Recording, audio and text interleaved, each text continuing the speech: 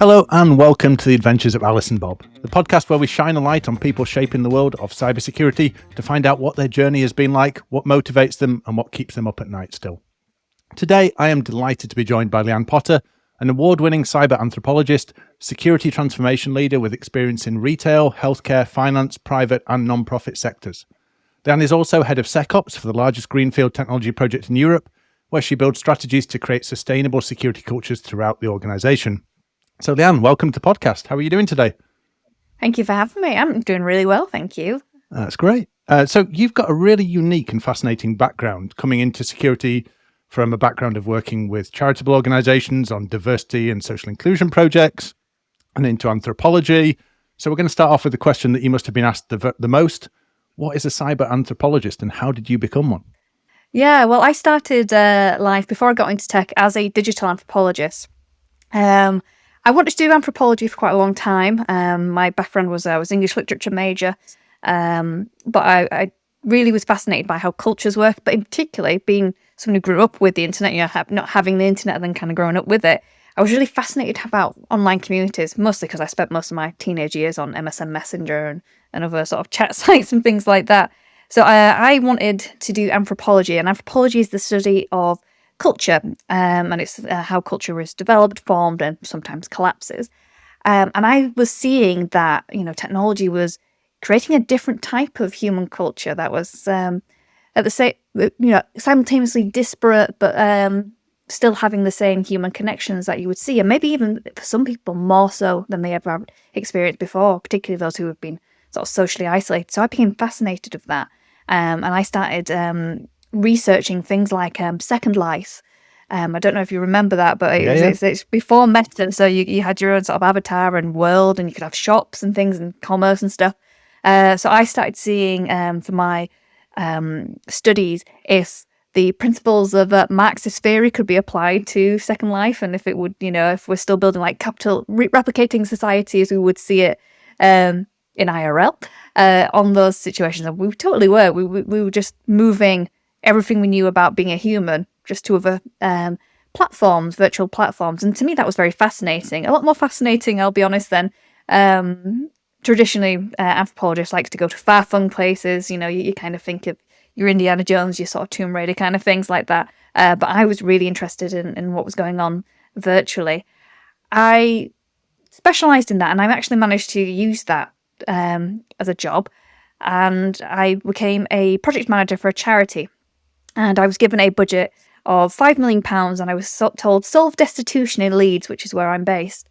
And I had no idea how I was going to go about doing that. But I kind of put the feelers out there and said, I've got this pot of money. If you hear of anyone in need, please let me know. And what I was seeing time and time again coming through our doors, it was people's inability to access online services that were preventing them from getting out of destitution. Now, at the time, all of the sort of governmental ways you could get money, so the benefits system, the housing system, had all moved online quite dramatically, and for good reason. But what I was seeing is that the most vulnerable people in society were not digital literate, and then they were really struggling with this change because they were going into the job centre, for example, and saying, I'm here to sign up, and just pointed to a bank of computers and said, go sort it out yourself. That's how it's done nowadays. And if you've never touched a computer before or had any kind of, have very low levels of understanding of how to use a computer, that'll just put you off. And I was seeing time and time again people just literally turning around and just walking out, and then they would come into my service, not eaten for days, about to be homeless or were homeless and things like that. And it was just very eye-opening to see the amount of digital divide, which is what my sort of theory posited, and that's what I sort of submitted to the funders, is like, this is what I'm seeing, the digital divide in action, and it's not what you think. Now, normally people, when they think about the digital divide, think about older people, sure, elderly people, unable to access online services due to skills. Most of my clients were really young adults, just come out of the care system, so aged sort of 17 to 18 is when you kind of get removed from that system. They've never had a computer before because you don't really have kind of stuff like that when you're in the care system. So they were coming into the world not knowing how to use things like that. But also people in around age 45 to 55 was also the other key demographic, because we were seeing people who probably had, blue collar jobs for quite a long time, then maybe got made redundant or something, and trying to find their way into, find a new job and things like that. They've never had to use a computer before. So it wasn't the people you would typically expect to be sort of digitally excluded. And I thought that was fascinating. And I was really lucky that I was able to eventually move on to another role, which was when I started teaching myself how to code, because I wanted to get really hands-on and how to influence technology decisions. And within about 5 months of teaching myself how to code using free online resources, I became a software developer at NHS Digital.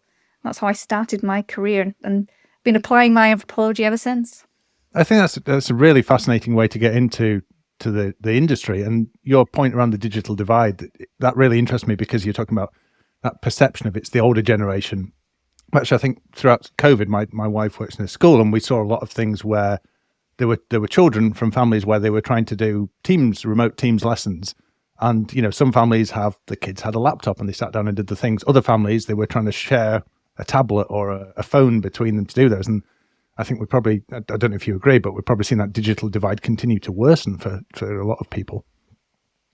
Yeah, I mean, when COVID happened, it kind of put everything I've been discussing for the last, 3 or 4 years on the digital divide kind of to full front, because I spent a lot of time sort of championing it's not who you think it is, it's so many other people. People just assume everyone's got a smartphone, everyone's got the internet. That Sure. really is not the case. And, Leeds is quite a well-off city. We've got really great industry here. And I was just seeing time and time again, people absolutely socially disadvantaged due to their inability to access online services. So I was really keen that my sort of reason why I wanted to transition properly into tech, away from that sort of project management role, was because I really wanted to influence those sort of technical decisions using anthropology. Yeah, and actually one of the quotes that really jumped out for me when I was doing the research for this interview was there was a quote that said, "When you follow the cables, behind every piece of tech is a person, consumer, creator, and we should never lose sight of this." Would you like to just explain Correct. what you mean by this and what the consequences are of losing sight of that human element when we're dealing with technology is? Well, yeah, and I think it's very applicable as well to cybersecurity, because, we talk about the technology so much. That's always the prominent things, like, maybe if we just get the technology right. But at the end of the day, computers and the tools and systems that we're utilizing, and thank goodness, because we really need them. There's so much stuff we just cannot physically as humans do anymore. And people always think, oh, you must be really against tools and things like that. No, I really love tools and technology. I'm really glad it's there. But everything you teach a tool or a computer is based on that human element. It's someone sitting there, okay, how am I going to configure this? What inputs am I going to put into that? And we need to kind of remember that all the way through the process. And it's not just the fact that, that configuration piece, it's the processes behind it, it's all the governance behind it. And if you don't make them human friendly, there'll always be places where heuristics will kick in and people take shortcuts. So you've got to be really mindful of that when we're dealing with technology, not to separate yourself off from the actual tech. It's the human element is completely woven through the entire thing. And you mentioned that you taught yourself coding in, would you say 5 months in between learning it and getting a job coding? Yeah. So I treat learning how to code like a full-time job. So I spent all my evenings and weekends doing it. I lost all my social life and everything. I just really wanted to kind of get into this industry and kind of set myself a real sort of strong goal. And I was really lucky at the time. So NHS Digital had a graduate training scheme. Now, I was probably one of the oldest ones to apply on there. It was an open scheme, so you could have passed with a graduate qualification at any point.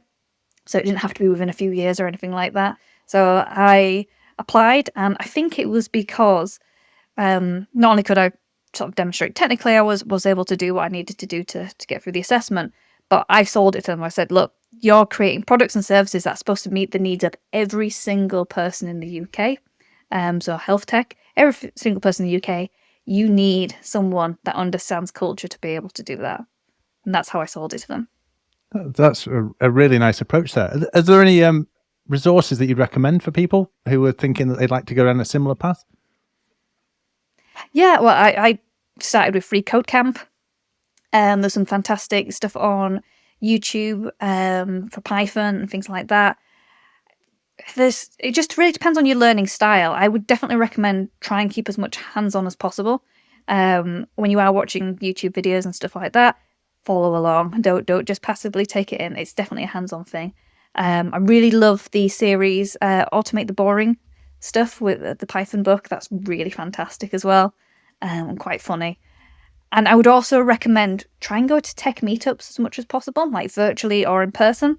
It doesn't matter if it's to do with software development, cybersecurity, cloud, or anything like that. In your initial stages, go to everything. And particularly if you're interested in getting into cybersecurity, really go to everything. Because what I say to people coming into this industry is, when I was a software developer, if I really wanted to, I could be a real specialist in, say, JavaScript or Python. I could really get my head down and I could really specialize in that. When you come into cybersecurity, because it touches everything, every element of technology, you have to be have your finger on the pulse of everything. So don't just go to cybersecurity conferences, go to software development conferences, go to cloud conferences, AI, everything, because eventually all those areas will touch your world if you work in cybersecurity. But that real thing, and I always say, find your tech tribe, which is, I'm so grateful, particularly for the Leeds tech community that we have at the moment. Without them, I don't know if I would have found it. I don't think I would have got a job within 5 months. I had those people there and they sort of cheered me on, gave me resources when I was stuck on coding issues. They would help and things like that. I think you need that kind of support network out there to really help you get to your goals. Yeah, that find your tech tribe is a lovely way of phrasing it, that there's so many supportive groups out there and meetups. And even if you don't understand the technology you're going to go and look at, you'll probably take something away from it. You'll probably meet some people and become part of that community. Yeah, what I really loved about it was like, within a couple of months of going, you'd hear acronyms and things like that. I'm like, oh, I'm starting to understand what that is. It's almost like learning by osmosis. Yeah. There was many, and there still is. I still go to, tech events. I'm like, I have no clue what they're talking about. But, you get to understand it eventually the more you hear about it. And just kind of cut yourself a break as well when you're in that early stage. You're not going to know everything. And even people who've been at this for years and years don't know everything. So you're in good company. No, that's it. And that's the joy of the industry, right? There's always new things to learn there. From your experience, then you've done your self-taught coding. You've got this job at NHS Digital. How did that start off? How was your first day at NHS Digital? It was a little strained, I have to admit. So I did a lot of research when I decided to retrain for a career in tech. I mean, I even took quite a substantial pay cut to do it as well.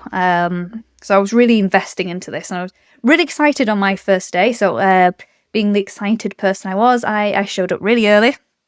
My team wasn't in yet. That's how early I showed up, and they were pointing to a bank of desks like your team sits here, so just wait quietly for them. And I remember the office being really, really empty. Now, I'm just a wee diddy person here.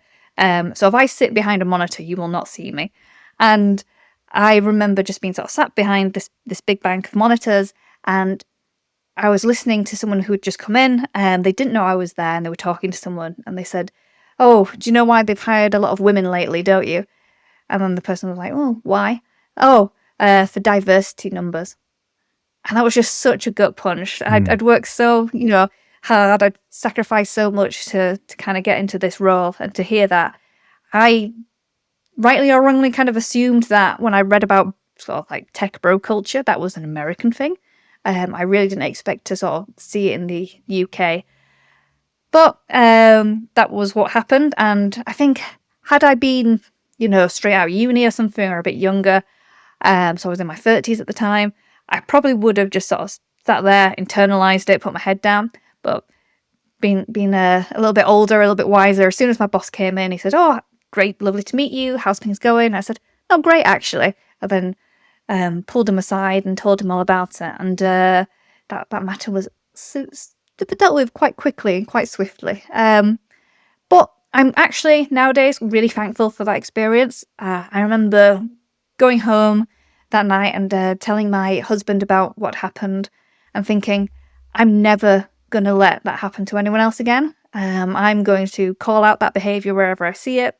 I'm going to share my story of how I got into tech as much as possible, mentor people. I'm just going to make sure that I'm going to really try and change the perceptions of the tech industry for not just women, but so I'm from a very working class background as well. I'm the first one to go to university in my family, and things like that. Diversity with a capital D includes everyone, not just women. So I'm very keen on making sure that people are well represented in tech. And again, going back to anthropology, it's important to do so because we're creating products and services for such a vast array of different cultural experiences, backgrounds. We need different people to really add flavour and understanding to what the human experience is. It can't just be my perception of my own human experience, because that'll be totally different to yours, it'll be totally different to Sarah down the road, it'll be totally different to Brian down the road. Like, we need to take account to all this to make the products and services the very best they possibly can be. Absolutely. And it's those kind of things that often fly under the radar. I know there's been a lot of research in recent years around women's healthcare outcomes when it comes to heart attacks, or how women are more likely to be injured in car accidents because it was designed by men for men, or by a social group for a social group, and all these kind of problems that exist. And in technology, it might not always be immediately obvious, but then as we sort of move into this age of AI and machine learning, that these biases are being trained into algorithms and becoming more and more dominant in our lives potentially there. What do you think we should be doing as an industry to make this better? Yeah. Well, a lot of most of it isn't out and out malicious. It's not people coming into work going, I'm going to exclude all these people, or I'm going to give these people a really bad time. A lot of it's just, like you say, people just don't take that into account because that's not their lived experience, which is why you need to bring other people's stories and narratives and lived experiences, to everyone else's awareness. I think I was reading about, gosh, I can't remember her name, but she worked at Facebook. She was the chief operations officer. Lianne Potter, she wrote that book, and she was saying when she became pregnant, she was one of the first people in senior positions to become pregnant in Facebook, and her car parking space was really, really far away, and it wasn't the fact that they'd just be like, oh well, I don't care if you're pregnant, you're gonna have to just walk. It's just that nobody considered the fact that a pregnant staff might need to park closer to the building. And, it was just about just having those understandings and awareness.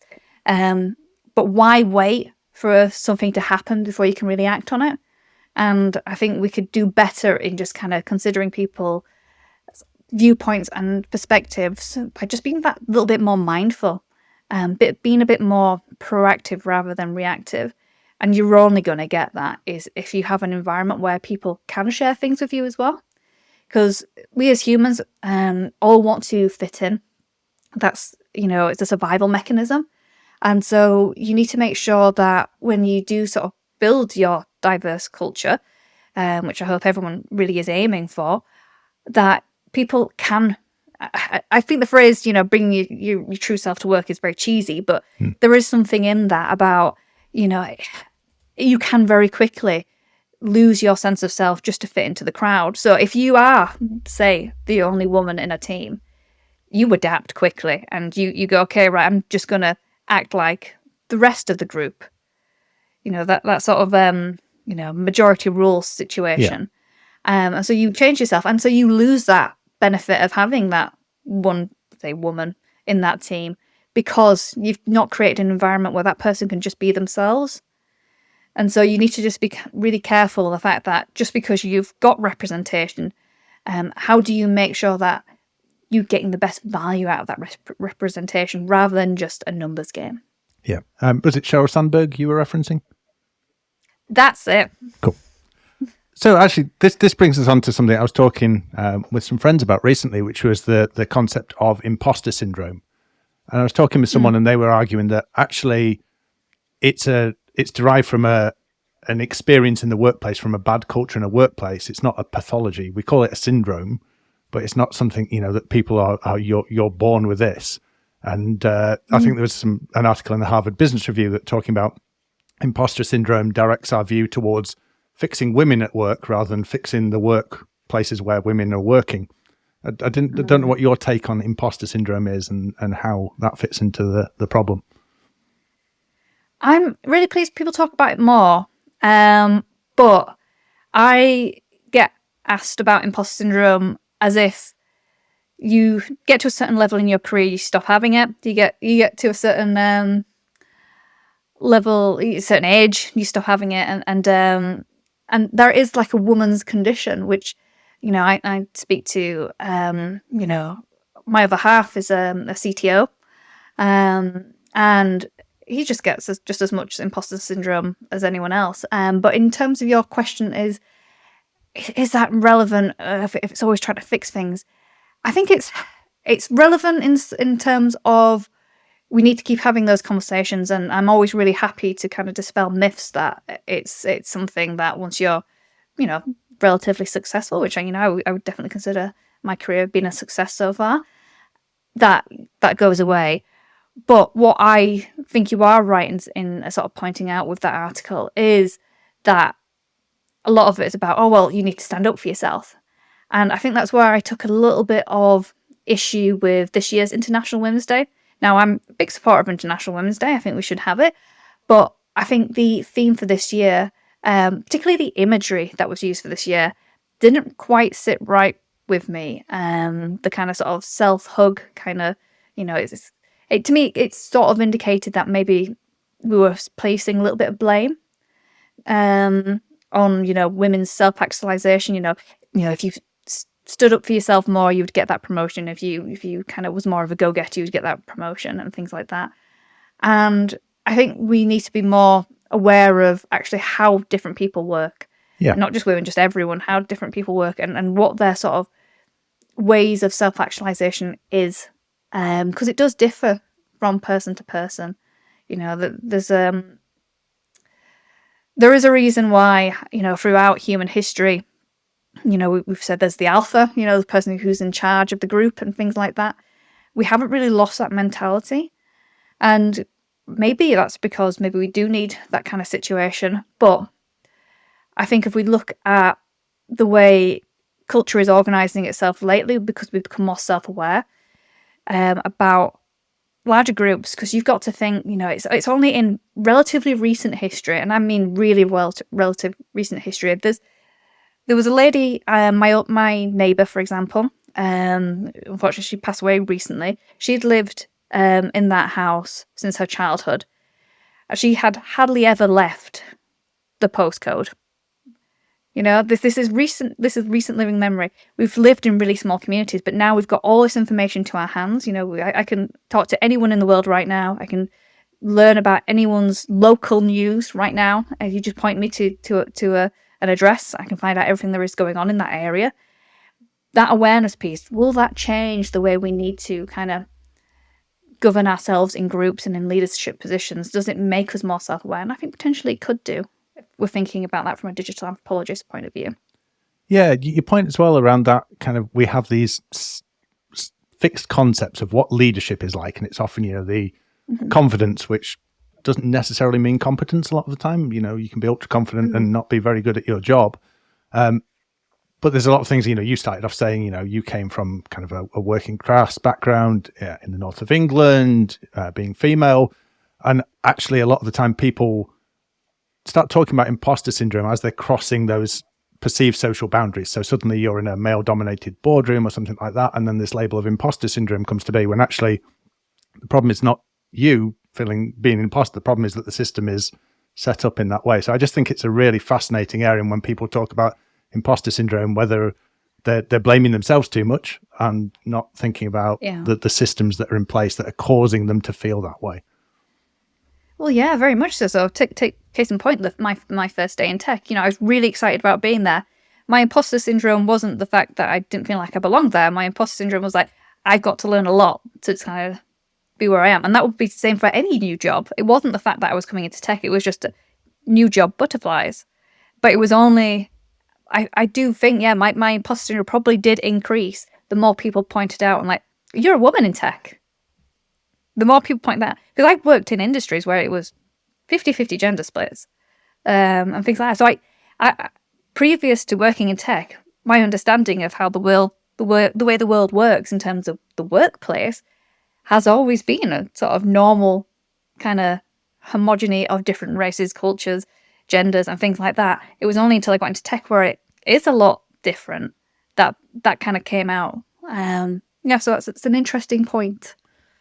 Yeah, so getting back on topic, because I know we've sort of gone off on a tangent there, but you're at NHS Digital, rough first day, but it gets resolved. You sort of get on. Mm-hmm. How did you then transition into more of a security focus there?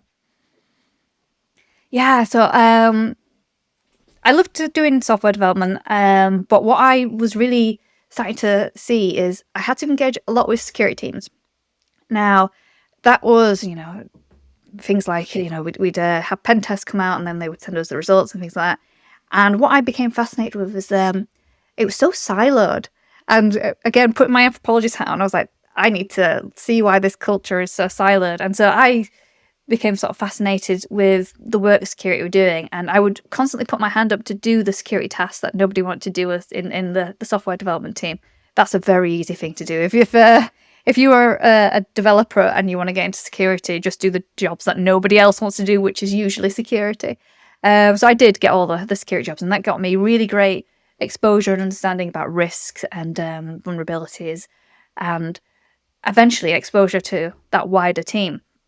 And after about a year of constantly begging and asking if I could join them, they finally let me in. And it was that kind of instant sort of fascination piece of the work they were doing. And what struck me is, again, like other silos, but in particular with the sort of security team silo, is we had so many requirements that we needed from the rest of the business, but nobody wanted to engage with us.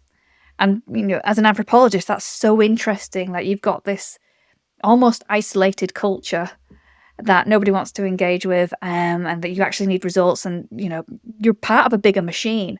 Now I remind people that organizations literally are their own microculture. You go into work, you sign in along with hundreds of other people at 9 a.m. on a Monday morning. That's a cultural event. That really is. If you saw animals doing that, you would say that's the weirdest thing you've ever seen. But put it in a perspective of humans, that is a cultural event, and work is a culture. It might not be a be-all and everything, because family comes first and things like that, but it is something really unique to the human experience, and we shouldn't kind of downplay the importance of that. And so to see a team just not being engaged with, or being able to engage outwards, was really interesting to me. So I became fascinated. How do we communicate better with the rest of the business?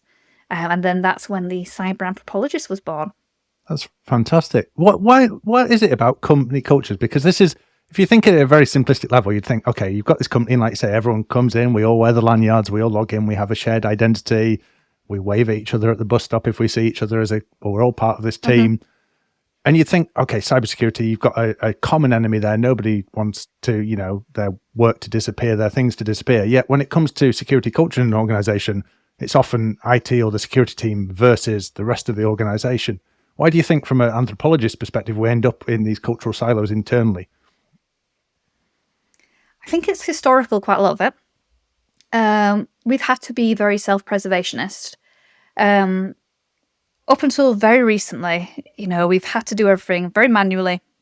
We've had to have oversight over everything there is to know in the business. We've had no kind of support in that area. We've traditionally, and probably quite a lot of people listening to this podcast is like we still are, the most underfunded, unloved area of the business. We are not a revenue generating part of the business, which is always a very hard sell. We don't do very well at explaining value. Now, most businesses, their aim is to create value, either for profit or for other altruistic reasons. You can't prove that kind of negative. It's really difficult for us to articulate that. And because we've had this historical need to be self-preservationists, we've had to say no to a lot of things. That's kind of continued out throughout as our industry has been developed. And it's been a real hard image to shake off. I always say that security teams really need a PR person behind them, first and foremost.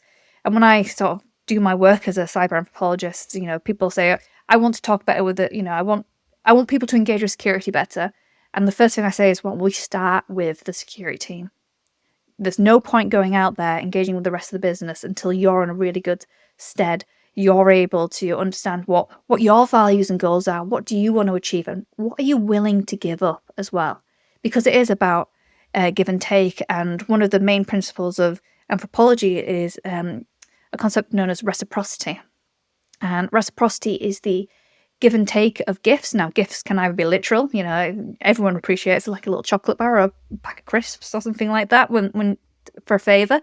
But in a work context, that's things like shows of tokens of support. That's things like loosening up controls to make their jobs easier. And we have that very much in our gift, because quite a lot of the controls we've put in place, especially in a well-established organisation, are historical controls. Controls we put in at that time when we didn't have the resources we had, so we didn't have the tools in place to that now automate those roles and those tasks and things like that. We didn't have those in place. It's back to that. We had to say no to a lot of things.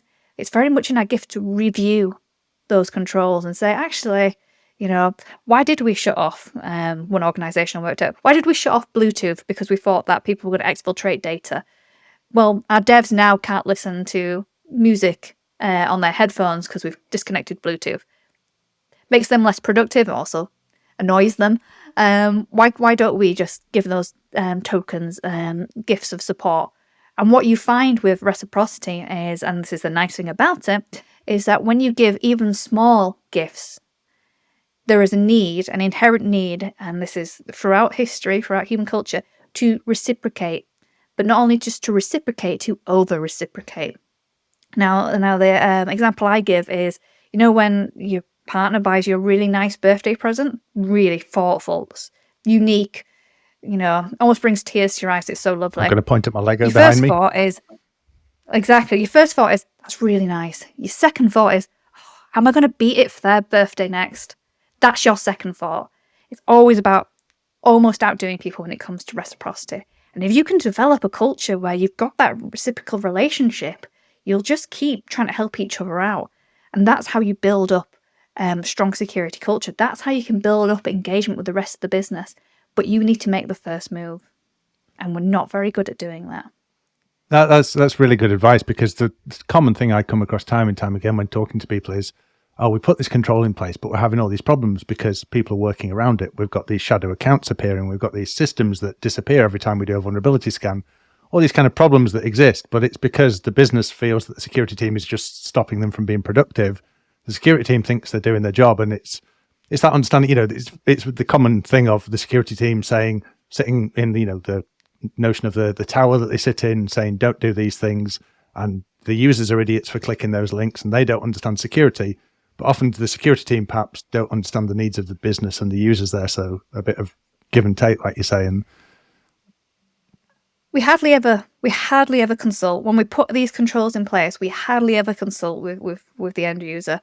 We need to start thinking more like user researchers. So maybe if you can't hire anthropologists, do recommend it though.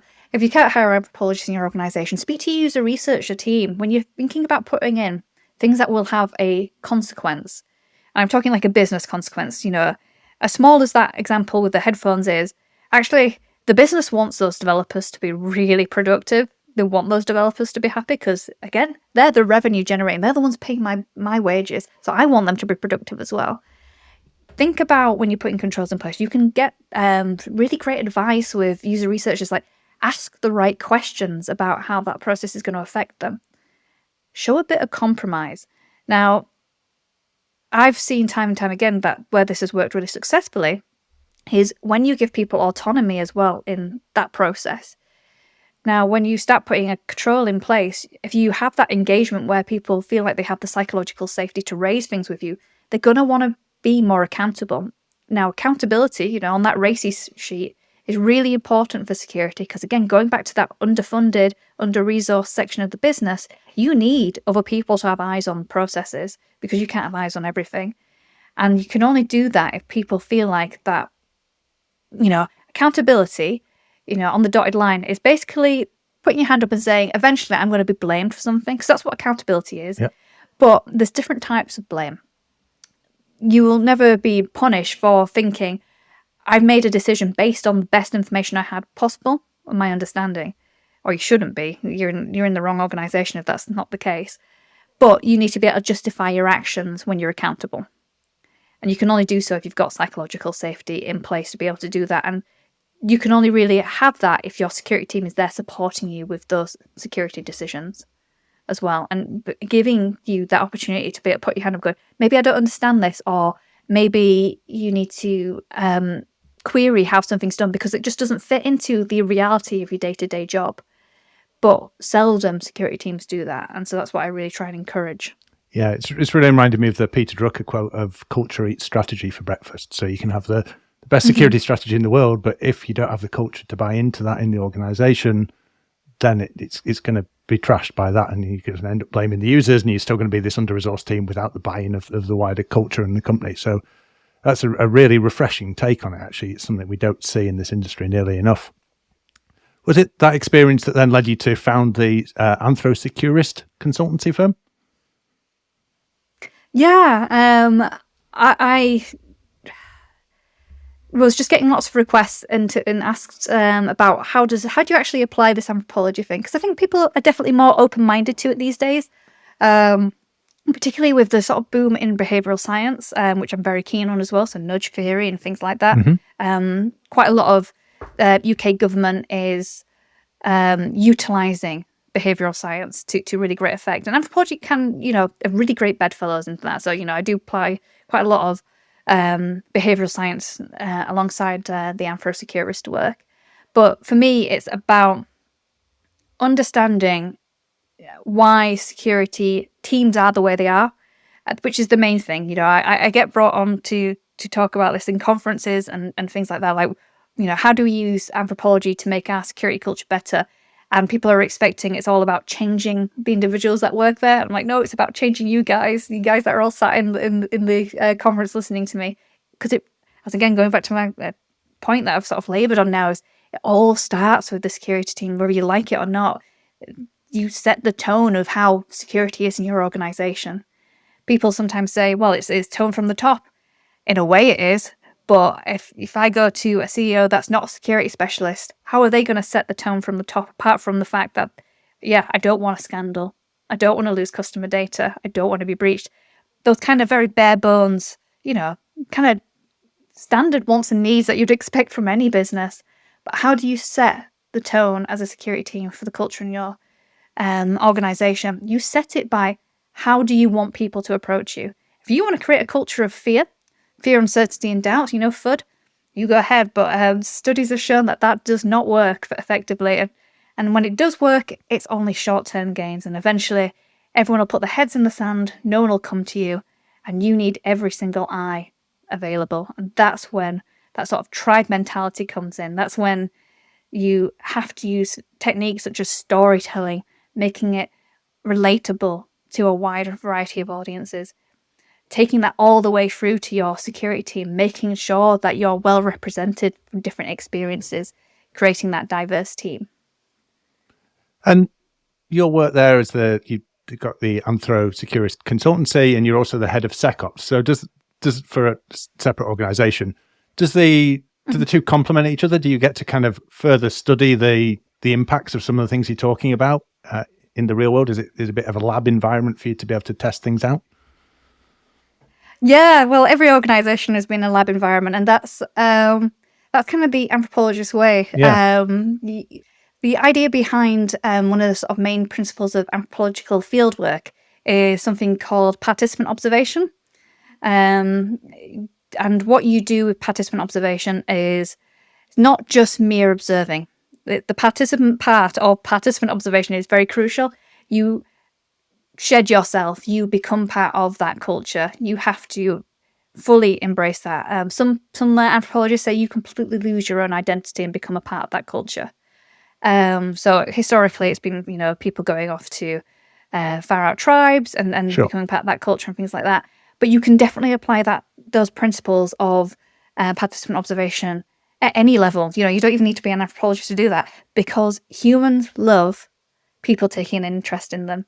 So whenever you go and want an understanding of maybe a team that you maybe have not had the best relationship with, you can go out there and say, look, I'm here to learn. I'm here to really understand what your experiences are like. And you don't come at it from a security person's perspective. You come at it from an anthropologist perspective, which is to say you come with it very open-minded, very open-hearted, ready to hear what's said and what's not being said, because that you learn so much more from what's not being said. And what I found when I've sort of done this piece of work is it's actually not just traditionally, oh, well, security doesn't talk to the rest of the business, nobody wants to talk to them, that kind of back and forth thing. People in other areas of the business don't want to talk to other areas of the business either. And so you see these areas where the communication laps. For example, maybe the engineering team have a really poor relationship with the cloud team, for example. And you wouldn't know that unless you actually said, right, I'm going to spend a good few weeks with you, if you've got that luxury, or even just a week, or even just a few days. But understanding actually where are everyone else's pain points will give you a richer understanding of where are the kind of grey areas or the things I'm going to kind of be sidelined from when I'm trying to build the security culture. It's not just the fact that they won't talk to me, but they're also really struggling to talk to each other in other areas of the business. It's just that developed understanding. And eventually, when people forget that you're a security person, one of the kind of nice knock-on effects is I've often become a security confessor. And so people, what they do is, it's a bit like coming to confession, is all of a sudden, after a few weeks, people open the floodgates and they forget that I'm part of the security team, and they'll just tell me about their security misdemeanors. And that's great. And you have to accept that kind of sharing very open-hearted and collaboratively, and don't chastise people. It's great to have this information. They say sinners make the best saints, and I think that's very true, because you can't fix what you don't know about.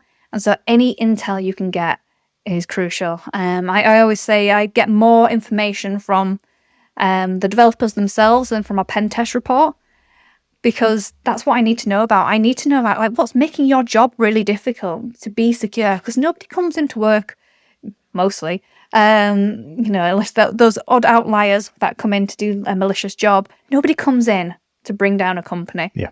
People come to work to do a good job, and you need to be mindful of that. It's this whole thing about really chastising people. It just doesn't work. You need to make sure that you're building a culture that supports and develops and grows along with you. And obviously you're coming at that from the anthropologist, the people side of things. But one of the interesting things I've heard you talk about in the past is, as well as coming out from the people side of things, you're also very passionate about giving people the right tools to be able to make their lives better. And how do you marry the human side of it with the tech and the tools effectively? Yeah, so one thing I'm very grateful for that I've managed to do in my career is keep the technical side up. I was very lucky that when I taught myself how to code, I picked up relatively quickly. I don't know why. I've no sort of science behind that, and technological concepts I seem to pick up very quickly, and things like that. I'm just lucky in that sense.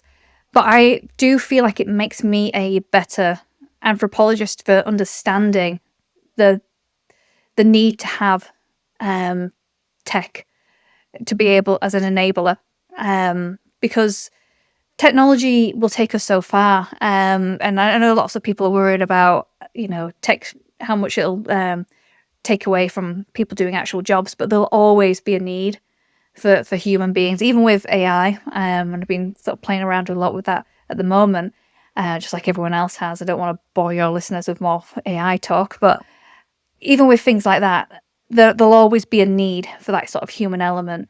And you need to think, actually, what can I use technology for to be able to free people to do the things that technology can't do as well as humans? And to this point at the moment, I don't think there is too much for us to be worried about. Famous last words. But there is definitely a need to make sure that, like we did, in our sort of ancient history, we were always looking for the best ways to make things more efficient. Human beings are incredibly lazy, and we have to be, because to not be lazy expels a lot of effort, a lot of energy, and when a threat happens, if you're really exhausted, you're not going to be able to run away from that lion. So we need to find workarounds, things that make it easy for us. I see tech as just enabling to do that, so that when, for example, a big security incident happens, we're much more focused, aware, and alert to be able to respond to it. That's where tech and technology and tools really are important. It's not about replacing the human element. It's about making us more efficient, because we're inherently lazy and we need to be able to fight threats and be ready for them. That's a really nice way of putting it, because some people often they get obsessed with the idea of we need to collect more data, we need more signals, we need more security tools, raising events, and they forget that this is just more noise to drown the limited, team with a limited pool of resources in. And actually, what are the things we can do to make that more efficient, to tease out the signals that matter the most, to prioritize things, and allow people to focus and ultimately feel like they can achieve something in their job. Well, that's it. So when you think about sort of security monitoring, for example, setting up SIEM solutions, I've been very privileged to do that in a couple of organizations. That initial period where there's so much noise, and so I'm constantly reminding people it's not just the fact you have to put in this stuff. It's about all the noise you have to deal with too, and then it's the life cycle of that rule set, for example, that alerting rule set that you have to consider. And if you're creating an environment where you've just got so much noise, that's high stress. And then that effort and energy that you could be focusing on, or I guess reserving for when something really does bad happen, you're spent. And that's why I think you see a lot of burnout in our industry, is because we aren't using the tech and the tooling right. We're treating it in two senses. One, like a silver bullet, like you say, if we just keep buying more tools, we'll be more safe. But if we're not using them properly, we're expelling effort. And that expelling effort causes us to be burnt out, to be constantly tired, which then leads to us not being sharp and ready for when a security incident happens. The ideal situation, and I don't think many organizations do this, and I don't claim that any organizations I've ever worked at have ever done this 100%, is that your tooling frees you up to be able to do things like tabletop exercises really regularly, because you've got that good data set, you've got that good understanding of what good looks like in your environment, so you can be agile and ready, because it's about muscle memory as well. Now, you look at chimpanzees working with tools, for example, they see their handlers playing around with tools and they just watch, okay, that's how it's done. I'm able to do that with muscle memory. You kind of need that. We work on the same principles. It's all about teaching, learning, and getting to a really good position where we can just do this stuff. And if we rely on the tooling too much because we're not utilizing it properly, again, that's when that stress and burnout comes in. And you mentioned the role of the anthropologist being embedded in teams, kind of getting rid of your own sort of biases and your own social background just to be embedded within them. One of the things I saw that you do in your free time is improv and stand-up, which I believe you're going into stand-up. You currently do improv, but you're going into stand-up. So does that help with that kind of being part of a team, assuming a different role, blending in? Yeah, I love improv. So I'm part of an improv troupe called Roll With It. It's an improv troupe for nerds, because we're very board game based and Dungeons and Dragons based. So it's a kind of silly comedy around all things geeky and nerdy like that. The main principles of improv is a concept known as yes and I've been trying to kind of go around in my sort of more recent talks on sort of cybersecurity and team meetings. I've been driving my team mad, to be honest, with saying, let's do some improv. It's not an idea of everyone's best day to spend, but the principle of yes and is when you're doing a scene with someone, you need to be, you and your scene partner need to be open to each other's suggestions. And the idea behind improv, and the reason why I like it, because I was originally considering doing stand-up first, but I decided to practice improv. What I like about improv is, one, it's about collaboration. So you've got, a couple of people on stage with you doing a scene, or maybe another person. There's it's not just you stood up delivering something. It's, you know, it's part of that sort of creative process together. But also, improv is about making the other person look good. So there's no ego in place. And when I was doing my sort of first lessons, so say I do gigs now, but when I was doing my first lessons, I just remember the tutor constantly saying, "Don't try to be funny." And which is weird because you think improv comedy, you're supposed to be funny, because I grew up with things like Whose Line Is It Anyways and stuff like that. And don't be funny, just make the other person look good.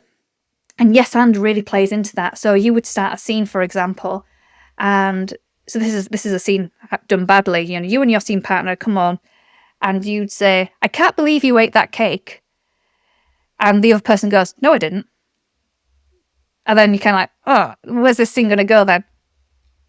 It kind of kills the conversation dead. Now, the principles of yes and was you'd come into that scene and say, "I can't believe you ate that cake." And you go, "Yes, and I can't believe you did this." And then the scene builds and builds and builds, and hopefully to a silly conclusion. And that can be, that principle of yes and, it's definitely something not only in cybersecurity, we can just use in life in general, is being receptive and going, yes and. Because particularly, you know, in a world where, you know, we kind of deal in no. I've heard security teams being called like the Department of Work Prevention and things like that. And it's very easy to be like, just no. Again, back to that self-preservationist argument. But if we think yes and we could, but you know, yes and, or maybe let's do it this way, it can really help us. So I think improv has fantastic uses to really sort of free a person up to be more sprightly on their feet. And there's definitely improv games you can play as well that sort of really help you with that feeling of I can play a scene and just be really receptive to wherever that scene takes me. And there is a lot to be said about what's known as functional fixedness. And now functional fixedness, I can barely say it, but functional fixedness is a thing that they've studied in the lab, and you can actually see it on brain scans. Now, functional fixedness is where you see, you know, in the sort of layman's term, you have a nail, you see every tool as a hammer. And it's about actually how do you use your resources around you, the tools around you in different ways to kind of get the best out of things, people, and your resources that you have. And because our resources in any area of the business, and particularly nowadays with quite a lot of strained budgets with the cost of living crisis and things like that, we need to do more with less. We definitely need that kind of make do amend mentality going forward. And I think improv can really help that in terms of starting conversations that way, like breaking out of that functional fixedness, which I can't say properly. But it can really help us flex that grey matter a bit. Yeah. Because it can cause us to be very shut off to any new ideas. And as soon as, you know, if this security team stops becoming aware of new ideas, we're not going to be able to protect our organizations. I'd never considered before, actually, the thing you were saying there about making the other person look good in improv, which kind of forces you to think of whatever words I say now, I have to anticipate what emotions that's going to elicit in the other person. Is that going to give them no room to respond? Are they going to feel backed into a corner? Or am I going to give them the freedom to start a discussion and come back to me and, you know, make the most out of this, which is a really valuable lesson, like you say, in communicating security things, of not just saying no to people because it's often perceived as the security team think they're smarter or they know more or that they just have some sort of godlike authority within an organization. And to your point, the kind of ministry of no or whatever they get labeled as is often a result of that thinking and that mentality and thinking about your impact on other people. So I think that's a really lovely thing to be doing. And where can people find you, by the way, if they want to come and see your improv group? I'm assuming you're performing around Leeds? Yeah, we're going to have a sort of Facebook page coming out soon. But I'm actually performing this Sunday. It's probably be all done and dusted by the time this podcast comes out. But we can be found quite often in a place called Terminus in Meanwood. If people want to sort of check out the listings of that very nice little bar there. So Excellent. Well, I encourage people to come along and have a go, and later in the year, keep an eye out for your potential stand-up as well there. We are running low on time now, but I just wanted to squeeze in some other things because you do so many different projects. So maybe you could tell us about your healthcare startup. Yeah. So back, it was, just at the very start of lockdown, I had been mentoring a pharmacist just before lockdown who wanted to get into tech. And we were talking about things, and as that sort of relationship developed, what became really obvious is that we were really interested in healthcare outcomes and using technology to make people's lives easier. And one area in particular we were focusing on was the menopause. And so we started the process of creating a menopause app. And the reason why that came about was twofold. One was we were very inspired by the experiences our mothers had had. So I'd seen my mum kind of suffer through it because traditionally GPs just don't take it very seriously. It's something that affects half the UK population at some point, as almost like a guarantee. And yet it's not part of their sort of core curriculum, really. It's usually spoken to GPs, it's usually like a day course throughout their entire medical training and things like that. And considering it has such massive impact on people's quality of life in terms of physically, so it impacts your bones, there's memory fog, mental health, things like that. It has impact on your relationships. If you don't really know what's going on and you're not supported. I've heard of couples breaking up over the menopause and not realizing that was the cause. People leaving the world of work as well. When I was doing focus groups, every single woman that I spoke to wanted to leave their position. They were all senior people in their organization. So I was seeing this as potential sort of time bomb for a big leadership drop-off, female leadership drop-off. We don't really talk about that being an impact as well. And so we were really inspired by, how do we make those outcomes better, but also better for health practitioners as well, and it's understanding, because there was a lot of information gathering that needed to happen up front. So we had an idea to create an app that would do all that initial information gathering. We had no aspirations to sort of sell data or anything. It was literally kind of very altruistic. We just really wanted just to sort of plug that gap. And so that was a really interesting project to work on, and particularly because my co-founder was a pharmacist as well. There was that kind of connection of how do we get that kind of clinician side involved. So it's definitely trying to bridge that gap between the patient and the clinician, and that whole journey, and making just people feel heard. That was mostly what we were trying to gain from that outcome was people just want to be heard. People always want to be heard. When we've touched upon this throughout this conversation we've had is communication is about actually waiting for someone to say, "Oh, I get it. I get why that this your day job is so difficult, and that's why you're not following my controls and processes." It's the similar sort of thing. People just want to be recognised and understood what their day looks like. So I was very sort of privileged to be a part of that. That's a fantastic project. And where can people find out more information about those projects that you're doing, your Anthrosecurist consultancy, and some of the other activities you get involved in? Yeah, best place to find out about stuff like that is LinkedIn. I post about any talks I'm doing, my articles are on there, things like that. If you look up Lianne Potter on YouTube, there's just loads of stuff on there as well. So about how you use anthropology, health tech, all that shebang. And at the moment, we're currently, me and my other half, I'd say is the CTO, we are doing a sort of tour around the talk we're doing at the moment about product security. My other half has this huge technology library. I've never seen so many technology books, not even in a bookshop. And we were just sat there one night and we were going through it.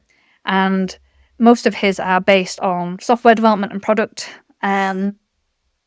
And we were going through them, and security was mentioned either as a paragraph in most of these books or not at all. So we decided to, one, make a podcast about product security, and also start writing a book about that. So that's coming out soon. Fantastic. Well, we'll make sure we keep an eye out for that one. Well, thank you very much for your time here today, Lianne. Really appreciate you joining us. I think it's been really refreshing to see this anthropological perspective on security, but not just security, actually. You've talked about wider social issues there. And I think there's been some just fantastic things for people to go away and think about in their careers and their practices within their organization. So hopefully people will be looking for your content on YouTube, which there's, like you said, there's lots of it. And it's great because I had really a lot of enjoyment researching for this interview. So thank you for putting all that content out there. Hoping to see the improv troupe or stand-up comedy at some point. And as always, thank you to super producer Ben and the team at Beyond Trust who make this podcast happen. I'm James Maud. This has been The Adventures of Alice and Bob. Thanks, everyone.